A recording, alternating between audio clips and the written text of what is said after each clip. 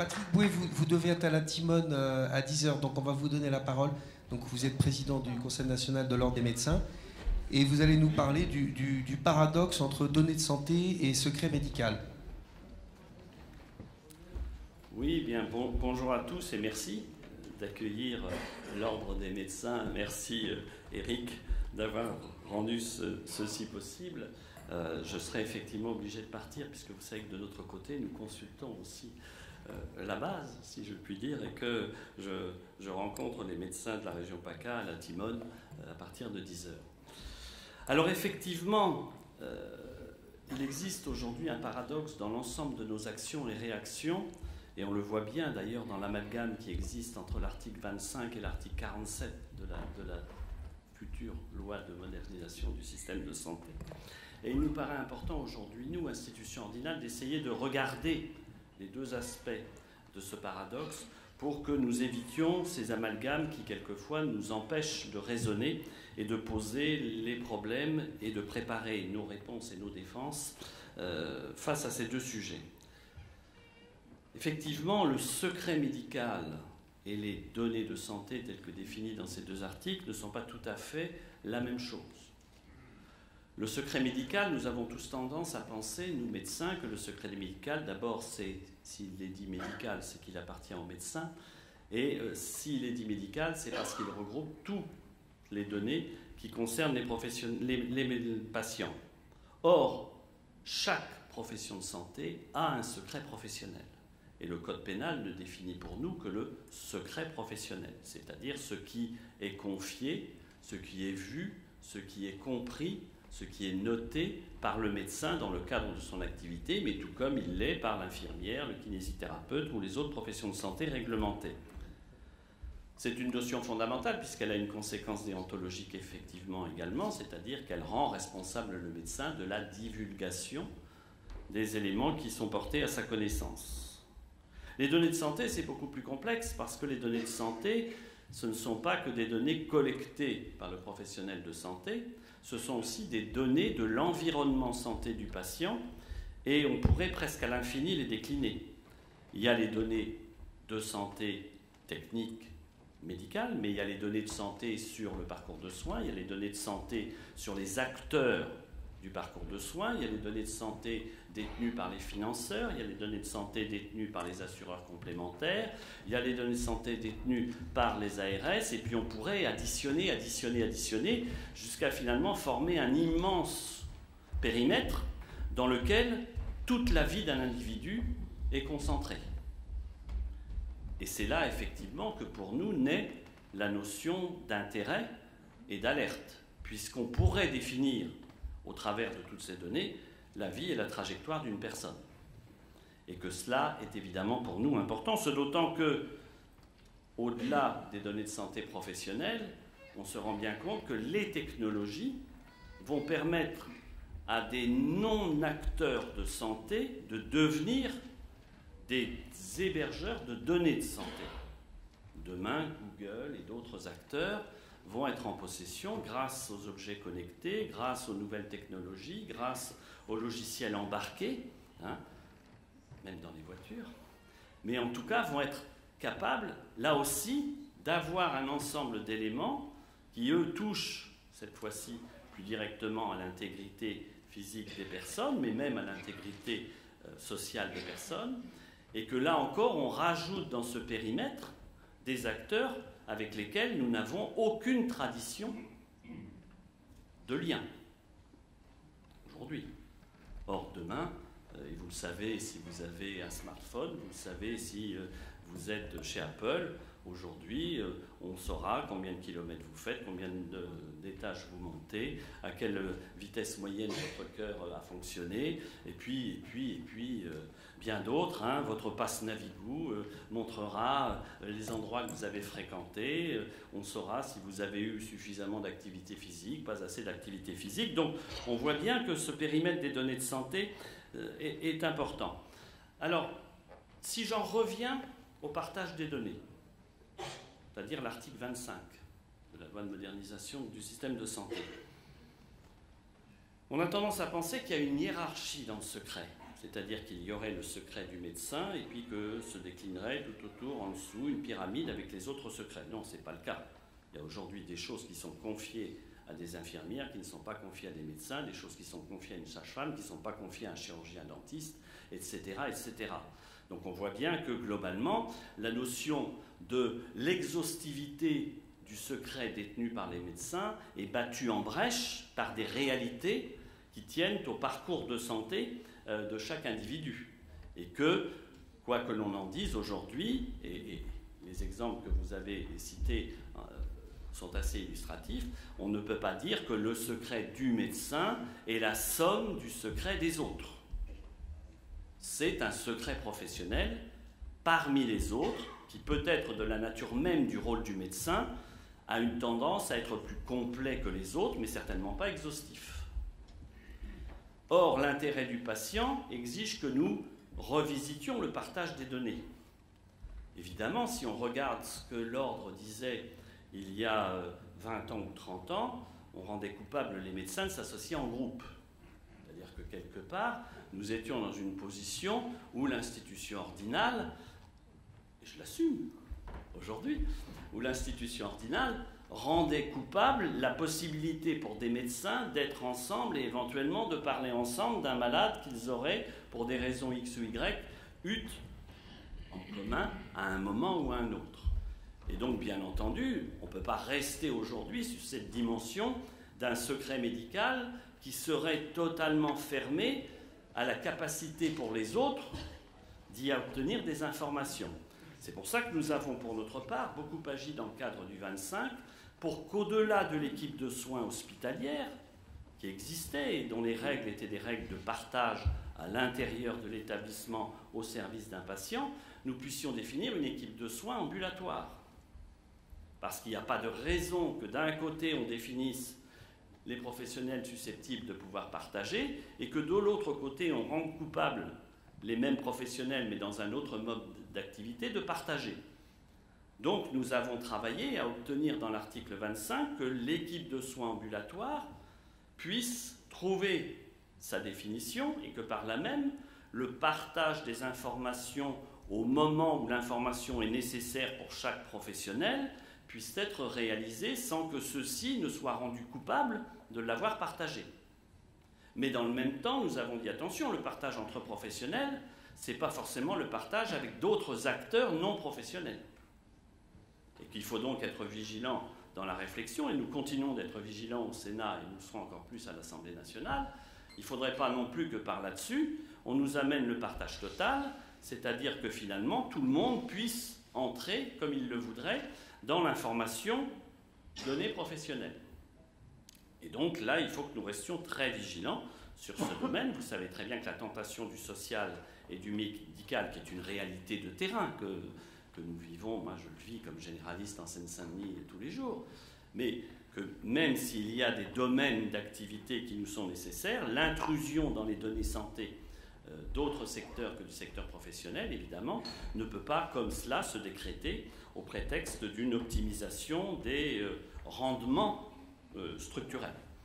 Donc, il était important, dans le 25, de bien cadrer à la fois la dimension du partage entre professionnels de santé, en même temps la préservation de la notion du secret professionnel, le maintien de la responsabilité de chaque professionnel, mais au milieu de tout ça, il y a un autre acteur qu'il ne faut pas oublier, et quand bien même vous avez posé une question sur la représentativité, il ne faut pas oublier l'usager de santé. Nous ne sommes pas propriétaires de ces données.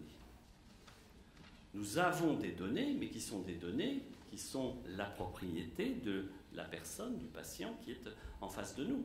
C'est de sa vie, c'est de ces données dont nous parlons. Nous sommes donc dépositaires de ces données.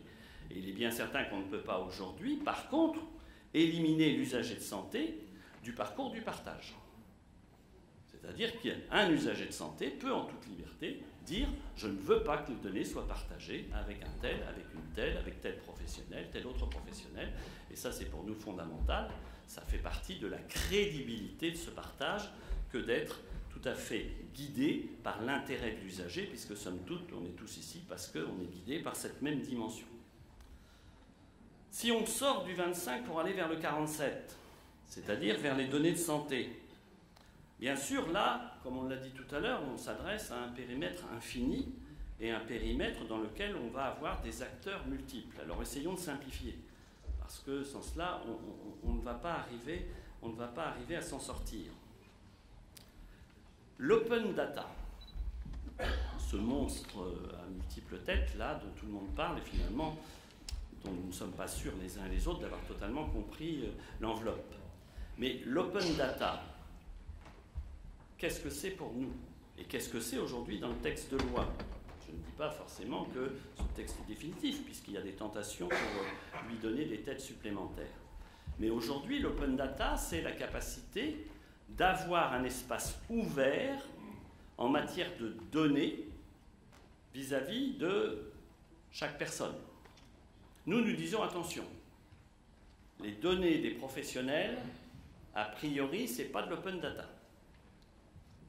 Je dis bien a priori, parce que si on dit c'est pas de l'open data, on ferme la porte à la discussion. Donc nous disons a priori, c'est pas de l'open data. C'est-à-dire que ce n'est pas accessible à tout et n'importe qui pourrait entrer et puis s'introduire dans ce mécanisme de données de santé. Donc nous disons attention, ça déjà on le met à part.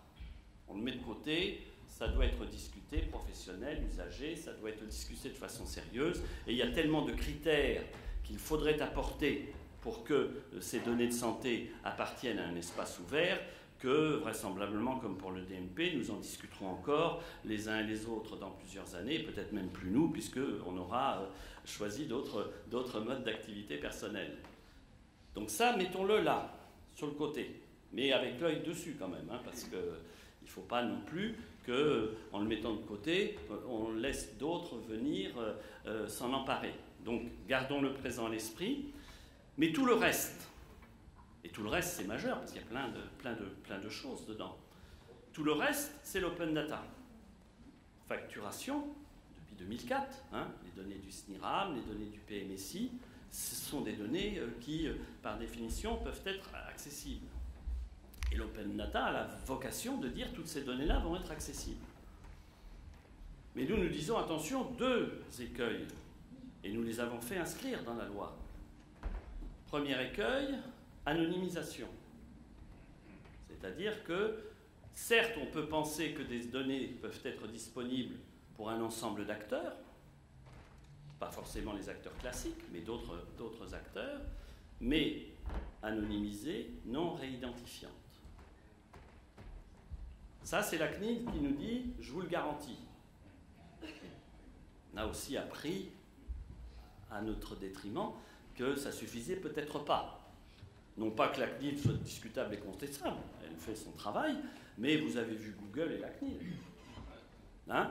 Donc on dit attention, on a le gendarme, on a celui qui nous garantit, mais la loi doit poser précisément l'obligation de l'anonymisation et de la non-réidentification.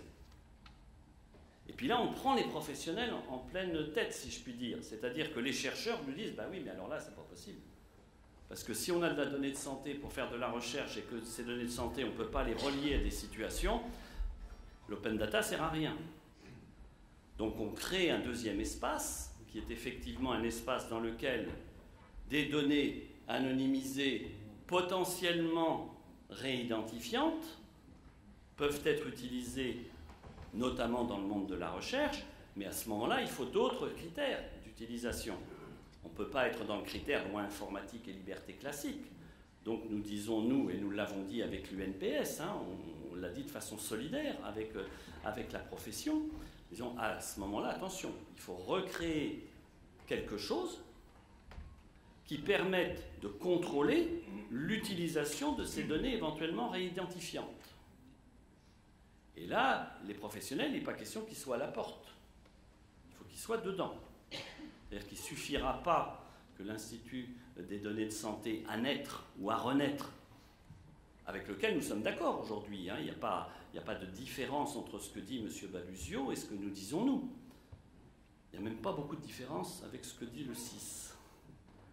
Mais globalement, si on veut que des données anonymisées, éventuellement réidentifiantes, entrent dans un mécanisme d'open data, il faut qu'il y ait une structure qui soit à même d'habiliter l'entrée et la réidentification éventuelle. Et donc là, il faut que les professionnels et les usagers de santé soient directement placés au cœur de cette structure. Ne nous leurrons pas. Nous n'allons pas empêcher ce grand mouvement. Et d'ailleurs, y avons-nous un intérêt? Mais par contre, nous devons l'accompagner de telle sorte que ce que nous défendons comme valeur fondamentale de la liberté de l'individu soit bien protégé, au moins au nom de la santé. Que les autres acteurs dans les autres domaines fassent la même chose que nous. Donc il y a là, dans l'article 47, effectivement, première mouture inacceptable, deuxième mouture pas plus acceptable, troisième mouture partagée avec l'ensemble des acteurs, lisible mais pas compréhensible, et aujourd'hui, au niveau du débat sénatorial, tentation de rendre plus compréhensible ce mécanisme. Parce que là encore, tout s'intrigue. Le 25, le 47, et puis nos inquiétudes et nos angoisses légitimes sur l'ensemble du dispositif législatif. Donc, il y a encore aujourd'hui, au niveau de cette open data, à être très vigilant sur ce que la loi, proprement dite, pourrait amener. Et le DMP est une excellente illustration de cette ambiguïté aux deux niveaux. Non pas que je doute que l'assurance maladie n'ait la volonté de, et j'entends avec satisfaction que vous confirmez que l'assurance maladie est le maître d'ouvrage, le maître d'œuvre, mais ne sera jamais l'hébergeur, et que les contraintes de non-accessibilité seront respectées. J'aimerais que Google et Apple nous fassent les mêmes déclarations formelles. Mais ce qui est sûr aujourd'hui, c'est qu'il ne faut pas que nous confondions ce qui est du domaine du secret médical, dans lequel le DMP est directement impliqué, et ce qui est du domaine de l'échange ou de l'open data, qui concerne des données d'une bien autre dimension. Docteur Bouet, parce que vous allez devoir partir, est-ce que... Il est gentil. Ah non, je vous mets pas du tout à la porte. J'ai terminé, j'étais à la dernière page. Je vous laisse alors. Non, c'est fini, c'est bon. Non, la conclusion de tout cela, c'est que il faut que nous soyons très vigilants. Il ne faut pas que nous nous arc-boutions sur une vision passéiste de l'histoire médecin-malade, mais en même temps, nous ne devons pas oublier les valeurs que nous portons et qui sont des valeurs qui doivent protéger l'individu. Voilà ce que je dirais en matière de conclusion. Super. Alors, si vous avez encore quelques minutes...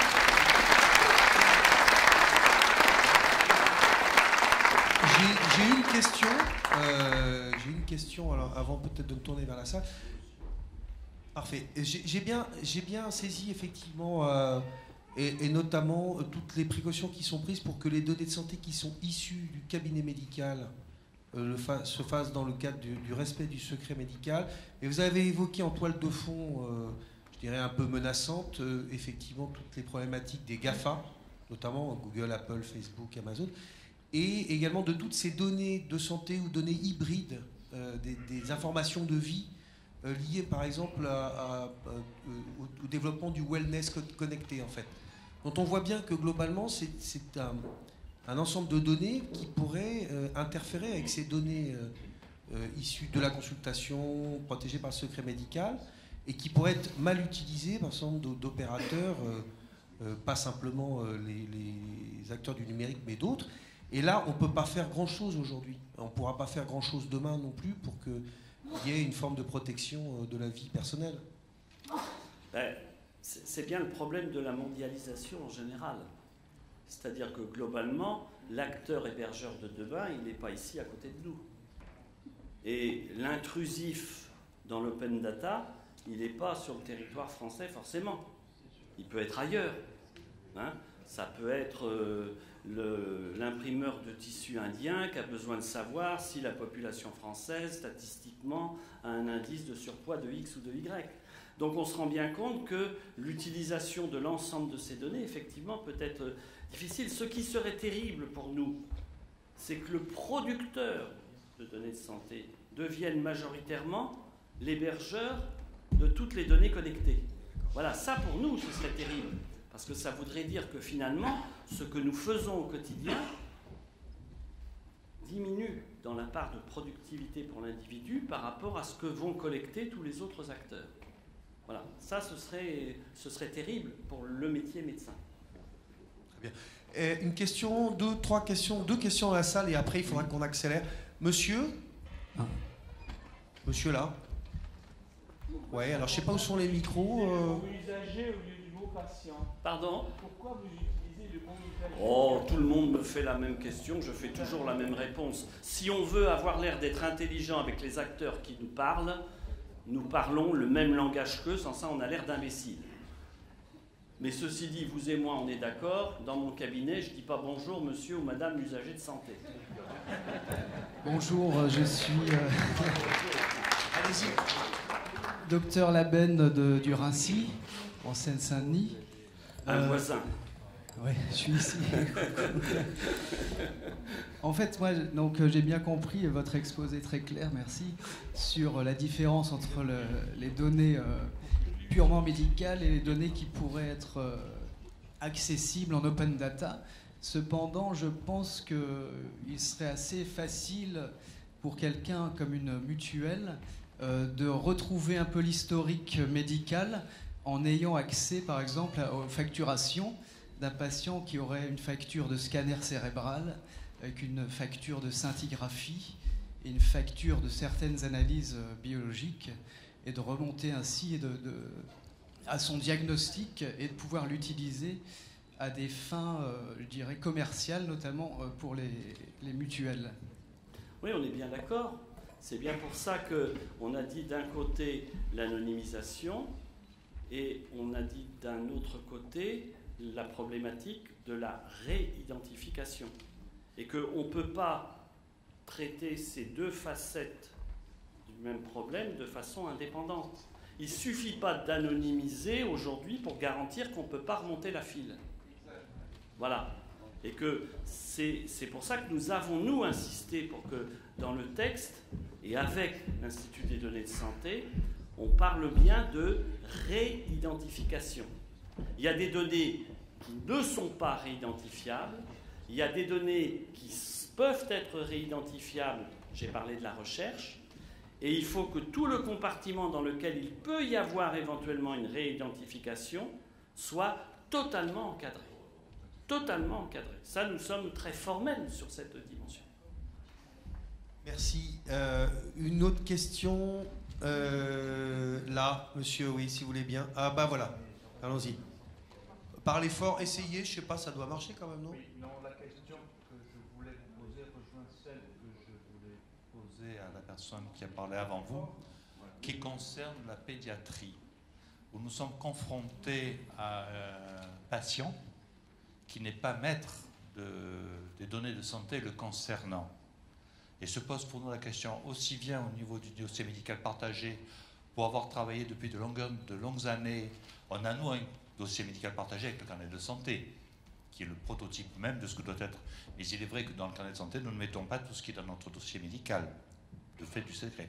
Et par la suite, effectivement, quid de ces données que nous possédons, qui concernent un individu mineur, qui sera un jour majeur? Je vais vous dire quelque chose qui va peut-être vous fâcher, vous m'en excuserez.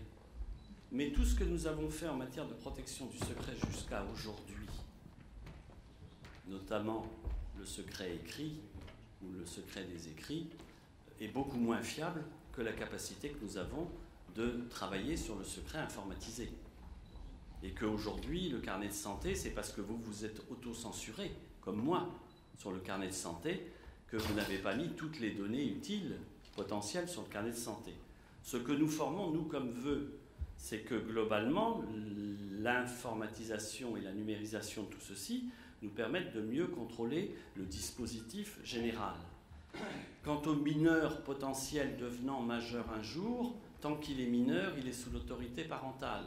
Le jour où il est majeur, il est sous sa propre autorité. Et bien entendu, on se rend bien compte, et vous avez certainement vu, que les sages-femmes viennent de demander l'ouverture par les sages-femmes à la naissance du DMP du nouveau-né. C'est-à-dire qu'on parle même maintenant, finalement, de l'automatiser au moment de la naissance, cette ouverture.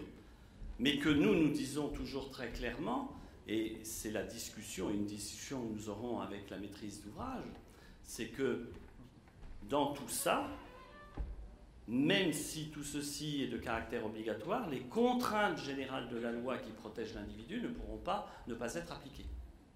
Et que globalement, l'habilitation a, l'autorisation a, la volonté exprimée des personnes et des patients devra être le générateur de ce mécanisme. Pour les mineurs, c'est le problème, effectivement, auquel vous, mieux que moi, hein, même si nous les rencontrons tous les deux, avez une meilleure connaissance. Mais le DMP et la notion du secret restent vives pour le mineur comme pour le majeur, à la différence de ce que la loi prévoit l'autorité parentale, et qu'il faut que dans le développement du DMP, l'ouverture du DMP, la loi ne s'éloigne pas de ce qu'elle fait en général. William. Merci. Magnifique exposé, Monsieur le Président. Vous avez clarifié pour beaucoup d'entre nous ici, je pense, les choses. Je voudrais revenir sur l'article 25 que vous avez là aussi bien expliqué. L'article 25, c'est le transfert, c'est l'article qui définit l'équipe de soins accessible au transfert de données. Donc vous savez que cette équipe de soins est déclinée en sur différents alinéas. Le deuxième alinéa correspond à l'équipe de soins telle que vous l'avez définie. Le troisième alinéa nous pose problème au SML, vous le savez, puisque c'est celui qui, selon notre interprétation, introduit le capital dans l'organisation du soin lui-même. Donc qu'en pensez-vous au Conseil de l'Ordre, et est-ce que vous ne voyez pas cet article 25 comme un véritable danger pour l'organisation du système de santé? Là, vous m'emmenez au-delà des données de santé. Je crois qu'on s'est exprimé assez largement sur les doutes que nous pouvions avoir sur un certain nombre de dispositions contenues dans ce texte. Nous avons déjà très fortement agi contre l'intrusion du capital dans le domaine de la santé. Je vous rappelle que nous avons fait capoter l'intrusion du capital dans les sociétés SEL, etc., bien que ça revienne par l'Europe, mais enfin, on continuera d'agir. Donc il est effectif que pour nous, l'indépendance du professionnel, l'indépendance des systèmes dans lesquels les professionnels sont actifs est une valeur fondamentale. Et que nous continuerons de dire ce que nous devons dire sur ces risques. Mais il y a de multiples acteurs potentiels, capitalistiques, qui pourraient participer à cette entreprise, entre guillemets. Il n'y a pas que les financeurs classiques, il y a les financeurs industriels, et pas forcément uniquement d'ailleurs l'industrie du médicament ou du dispositif. N'oubliez pas le poids de l'industrie alimentaire, qui aujourd'hui est le premier lobbyiste de France et qui a des capacités à développer une politique capitalistique. Donc il faut que nous soyons très vigilants au-delà de ce qui seraient les apporteurs de capital que nous connaissons potentiellement ou que nous craignons potentiellement. Il ne faudrait pas que nous soyons débordés par d'autres apporteurs de capital. Donc nous, on reste vigilants. On reste vigilants, ce d'autant qu'il y a aujourd'hui des lieux qui ne sont pas des lieux de soins, mais qui vont être des enjeux capitalistiques, ce sont les EHPAD. Et on est très vigilant à ce niveau-là. L'EHPAD est l'enjeu capitalistique de demain. C'est déjà le cas, sauf que c'est pas effectivement, on n'est pas encore dans une logique de spéculation pour l'instant. Mais... Pas très loin, mais pas encore. Ouais. Super. Alors, on va être obligé d'accélérer. Alors peut-être une question, madame, puisque vous êtes au premier rang. En Europe, comment ça se passe et est-ce qu'on peut prendre exemple sur les autres s'il y a des exemples intéressants? Il vaudrait mieux pas. Il vaudrait mieux pas. hein, suivant les lieux que l'on regarde, hein, puisque vous savez, nous sommes dans une dimension très spécifique française, hein, dans laquelle la dimension du secret est une dimension que nous portons depuis très longtemps, et que dans l'Europe du Nord et dans l'Europe de l'Est, aujourd'hui dans l'Union européenne, cette dimension-là est nettement plus remise en cause, et que c'est bien parce qu'elle est remise en cause par ces pays qui sont des leaders de la libre circulation et du libre marché, que l'Europe tente de nous amener un certain nombre de modifications sur notre réglementation interne. Il faut que nous soyons très vigilants à protéger la capacité de chaque pays d'avoir ce domaine spécifique dans lequel ses lois propres subrogent aux lois qui pourraient lui être imposées. Excusez-moi, c'est déjà la réponse. C'est vrai. Oui, mais enfin la réunion, me semble-t-il... non, parce que, excusez-moi, je dois céder aux pressions du La président, en fait, qui doit poser une dernière question. Vous reparlerez après, si vous voulez bien. Je profite, comme c'est la dernière question, je vais aller un petit peu plus loin que ça, puisque j'ai le conseiller de l'ordre devant moi, et merci Patrick d'être venu. C'est que l'information en santé, elle est sur Internet tous les jours. Il y a des marchands du temple qui nous vendent de l'information, qui montent des sites et tout ça, et qui nous font une concurrence déloyale quant à l'information de ce qu'on peut faire sur un territoire.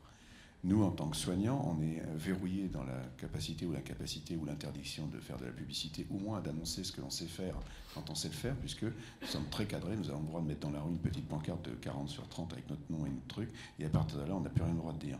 Donc je pense qu'est en train de s'instaurer un système déloyal de concurrence du commerce. Moi, je pense qu'il faut que l'ordre évolue là-dessus, parce que sinon, nous, on va être broyés par le système, et AXA va le faire très bien, la publicité de son téléphone et de ses consultations par téléphone, et nous, on va rester asséchés, à regarder passer les trains, et nos clientèles vont se barrer en morceaux, et on va être obligé de fermer, parce qu'ils vont nous piquer le marché. Donc, quelle est la position de l'ordre par rapport à la capacité qu'on aurait, nous, les libéraux, que d'expliquer à la population les nouvelles organisations qu'on a, et les experts qu'on a sur un territoire pour compenser tout ce marché. Si tu me permets, et en toute amitié, Eric, je ne t'ai pas attendu pour qu'on y travaille. Globalement, on va produire probablement au début de l'année, puisqu'il y a à l'ordre le passage de la validation par la session du Conseil national, mais un document, princeps de doctrine, d'un mauvais terme, sur l'information en santé et sur les limites de l'information et la publicité. Document qui a pour vocation de faire avancer les lignes. Voilà ce que je peux vous dire. Notamment sur Internet, par exemple, un médecin qui aura un blog sera encore poursuivi par l'ordre demain ou pas, parce que ça a été le cas à un moment. Le but d'une doctrine n'est pas d'arrêter les poursuites, mon cher. Non, mais en tous les cas... Le but d'une doctrine est d'éclairer le paysage pour que chaque acteur puisse éviter d'être dans le processus des poursuites. Merci. Merci. Patrick, c'est une belle annonce. Merci à tous et excusez-moi. Merci à vous. Merci. On vous libère.